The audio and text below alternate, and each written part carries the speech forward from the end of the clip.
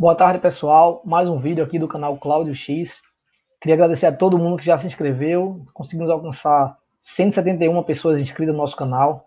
Quem ainda não se inscreveu e está assistindo esse vídeo pela primeira vez, ativa o botão, tá, de inscritos, ativa a notificação para receber novos vídeos que eu vou estar colocando aqui e venha fortalecer essa luta, que é uma luta de enfrentamento a esse governo Bolsonaro, o governo fascista de Bolsonaro, e pela liberdade do presidente Lula, preso há mais de 240 dias em Curitiba, injustamente, sem provas, sem crime, e colocado como preso político, tá bom? Queria agradecer a todo mundo que colaborou no último vídeo, que curtiu, que comentou, tá? Hoje tem bastante coisa para comentar e eu queria focar nesses assuntos para que a gente pudesse traçar um cenário do que está acontecendo no Brasil e no mundo e qual a perspectiva que está se moldando do governo Bolsonaro, né, do ponto de vista da grande imprensa, do ponto de vista dos atores políticos e a conjuntura econômica internacional, como ela está se mostrando e como ela se mostrou nesses últimos dias, nesses últimos 2 dias, é, se mostrando que vai traçar uma conjuntura internacional bastante hostil ao governo Bolsonaro e a posição do Brasil no mundo como um país emergente. Tá? Eu queria destacar a nossa manchete, no nosso título de hoje, que é o começo do fim do governo Bolsonaro. E por que eu escolhi esse texto e esse título para começar a nossa conversa? É o seguinte, hoje é, a Bolsa de Valores de São Paulo caiu fortemente e voltou aos 87 mil pontos, né, depois de bater o recorde de 90 mil pontos há 3, 4 dias atrás. Teve queda acentuada hoje e o dólar voltou a subir no segundo pregão consecutivo. E o que aconteceu do ponto de vista internacional para que isso acontecesse? Bom, existem várias coisas acontecendo. No último vídeo a gente comentou sobre o acordo que foi costurado entre a China e os Estados Unidos em relação às tarifas de importação dos Estados Unidos, uma trégua que foi firmada entre o governo Trump e o governo chinês, que durou muito pouco, porque hoje, né, foi presa uma executiva chinesa no Canadá, a mando do governo americano, o que fez com que os mercados voltassem a ficar temerosos com a política de guerra fiscal que está sendo montada pelo governo Trump. Então, isso foi um dos pontos que fez com que o dólar subisse e fez com que a Bolsa de Valores caísse. Essa situação de conflito litigioso entre Estados Unidos e China faz com que países emergentes fiquem bastante vulneráveis a essa guerra comercial que está se mostrando, já que a gente depende fortemente das exportações para esses dois países. Isso é um ponto. O segundo ponto foi a sinalização das organizações dos países produtores de petróleo, a OPEP, de que não haverá um corte abrupto na produção de petróleo. Né? A Arábia Saudita ela sinalizou na reunião que está acontecendo de que vai sugerir um corte de em torno de 1 milhão a 1,2 milhões de barris de petróleo para que não haja uma desvalorização muito grande do valor do petróleo no mercado mundial. Porém, estimativas mostram que esse corte, o tamanho desse corte é pouco, devido ao excesso do petróleo que está ocorrendo e uma demanda fraca, né, que decorre justamente de uma desaceleração da economia global. Então você tem as commodities, que é o petróleo, do qual o Brasil é bastante favorecido, sendo desvalorizada, por isso as ações da Petrobras e outras empresas ligadas ao setor petroleiro caíram bastante hoje. Você tem uma situação de guerra comercial sendo fomentada pelo governo Trump e o governo chinês. E saíram mais informações hoje, por exemplo, da economia americana, que a dívida pública americana voltou a crescer agora em outubro, mesmo com as tarifas de importação impostas pelo governo Trump. Ele não conseguiu resolver o problema do déficit da dívida americana, que alcançou o maior patamar dos últimos 10 anos. E o que isso significa? Bom, a economia americana ela está caminhando para uma recessão.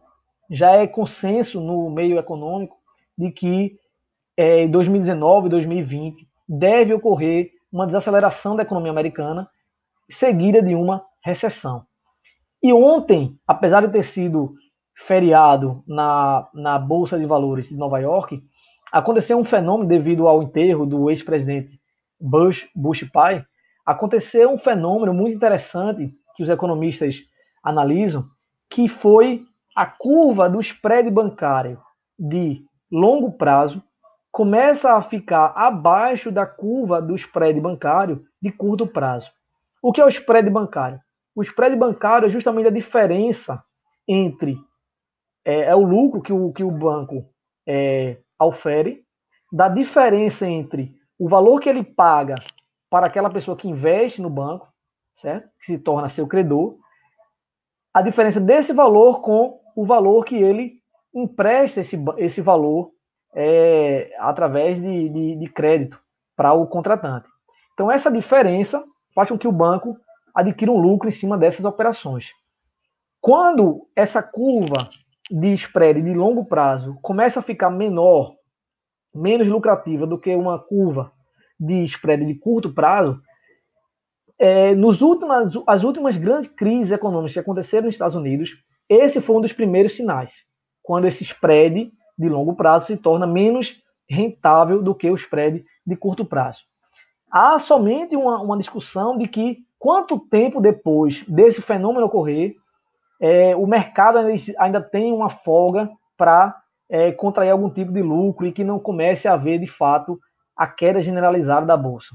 É apenas essa discussão, se demora 1 ano, 2 anos. O fato é que a economia americana vai entrar em recessão daqui a 1 ou 2 anos. E isso vai casar justamente com o governo Bolsonaro. Então, o governo Bolsonaro vai entrar, vai começar, vai estar na sua metade quando começar esses sinais fortes de desaquecimento da economia americana, o que vai impactar fortemente na economia brasileira, já que a nossa economia é altamente dolarizada.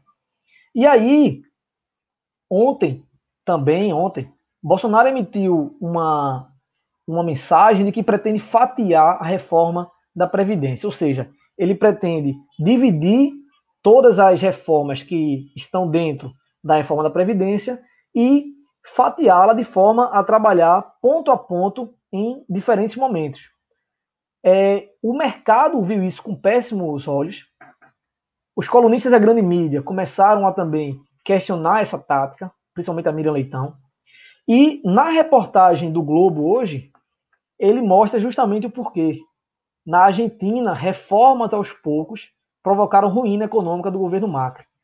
Ele fala, e o Globo traz isso, de que quando Macri tentou fazer as suas reformas, seus ajustes, de forma fatiada, como tenta agora Bolsonaro, sem uma grande sustentação política, o que aconteceu foi que o desgaste político é tão forte que traz uma crise política tão alta que a economia começa a sentir esses reflexos da crise política e cai em derrocada, como aconteceu com a Argentina, que hoje vive uma crise cambial muito forte. Né? O dólar chegou a custar cerca de 40 pesos argentinos. Então, o Globo traça esse paralelo do Macri com o Bolsonaro, com a tática que o Bolsonaro pretende atingir. Então, isso é um péssimo sinal para Bolsonaro. E aí, você vem para essa outra notícia de que aliados de Bolsonaro protagonizam barraco em grupo de WhatsApp na madrugada. Então, a Joyce Hasselmann, que foi eleita pelo PSL de São Paulo, a deputada federal, ela no grupo de WhatsApp, ela começa a questionar a forma de articulação do governo Bolsonaro com a bancada do PSL, dizendo que a atuação está abaixo da linha da miséria, a articulação. O que causou uma maior confusão com o major Olímpio, né, que foi eleito, o major Olímpio, que foi eleito senador por São Paulo. Então, veja, começa dentro do próprio partido, daqueles que foram próceres da candidatura de Bolsonaro, começam eles mesmos a se estranharem em grupos de WhatsApp. Isso é um péssimo sinal do ponto de vista político.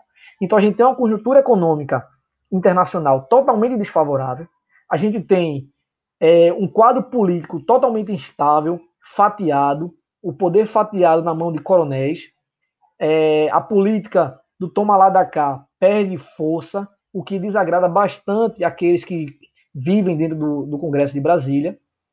E, do ponto de vista interno do Brasil, a gente traz dados do IBGE, que mostram que somente em 2017, 2 milhões de pessoas adentraram na extrema pobreza, certo? Somente em 2017. Em 2017 a gente teve um crescimento de 1%, esse ano a gente vai ter em torno de 1,3%, o que deve se repetir esse quadro de inserção de uma parcela da sociedade que estava na classe média adentrando na pobreza ou na extrema pobreza. É isso que a gente observa nas ruas hoje em dia. Então isso traz várias coisas. Por exemplo, novembro registra primeira deflação em 20 anos. Uma deflação, né, nesse caso em novembro, foi muito causada pela queda do valor da gasolina, né, dos combustíveis, que reduziu em torno de 30% devido à queda do petróleo. O preço da tarifa energética, que também caiu devido às chuvas e à bandeira verde, que começou a ser adotada a partir de outubro. Mas uma deflação, ela é tão ruim quanto uma inflação muito alta. Do ponto de vista econômico, quando você tem um processo de deflação, as pessoas tendem a não consumir por esperarem que os preços caiam ainda mais, o que causa um efeito cascata, um ciclo vicioso. Então, uma deflação é tão ruim quanto uma inflação muito alta e reflete também um desaquecimento, um enfraquecimento da economia muito forte. Tá? A gente tem aqui faturamento da indústria cai em outubro, 2,2%, segundo mês consecutivo de baixa, é o terceiro mês de queda em 4 meses. E nessa reportagem da Folha de São Paulo, recuperação é ainda mais lenta do que o previsto. Então, internamente, nós temos um caldeirão social se formando. Nós temos milhões e milhões de brasileiros ficando cada vez mais miseráveis. A desigualdade social a níveis gritantes. A gente tem uma economia fraca, porque justamente não tem demanda que consuma os produtos internos, que são fabricados pela nossa indústria, comércio e serviços, idem. Nós temos uma conjuntura internacional totalmente hostil, com uma recessão americana se aproximando, e, do ponto de vista político, um governo altamente instável, com pouca força no Congresso. E, além disso tudo, hoje surgiram denúncias contra um assessor, né, um ex-assessor do filho do Bolsonaro, do Flávio Bolsonaro, de que teria movimentado, segundo o COAF, em torno de mais de R$ 1 milhão, um orçamento totalmente incompatível com a renda desse assessor, que é um ex-policial, e cheques destinados para a esposa de Bolsonaro de R$ 25 mil. Então, começam as primeiras denúncias de corrupção ou de suspeitas de, malversação de um dinheiro, certo? Cuja origem ainda é desconhecida. Então, do ponto de vista moral, começa a se desfazer o governo Bolsonaro. Do ponto de vista político, começa a se desfazer o governo Bolsonaro. Do ponto de vista econômico-social, o Brasil vive um flagelo. E do ponto de vista internacional, nós temos uma conjuntura altamente desfavorável. Com isso, se juntam nossos esforços pelo consumo zero, pelo boicote ao consumo, para fortalecer ainda mais essa fragilidade do governo Bolsonaro, a ponto de emparedarmos o suficiente para derrubarmos esse governo. Tá? Então, o boicote ao consumo continua. No dia 10, a gente vai ter uma movimentação pela liberdade do presidente Lula, tá? em homenagem aos direitos humanos. Então, dia 10, quem puder ir para as ruas, onde tiver movimentação, vamos participar. E no dia 10, nós vamos repetir o consumo zero. Tá? E nos outros dias, permanece o consumo mínimo, célula livre, sem consumo. Tá bom, pessoal? Era essa a mensagem que eu queria colocar hoje. Vamos continuar nos inscrevendo, vamos continuar compartilhando a ideia do consumo zero, o consumo mínimo, célula livre, sem consumo. Tá bom? Final de semana trago mais informações, gravo um novo vídeo e vamos libertar o presidente Lula. Tá bom, pessoal? Boa noite e até lá.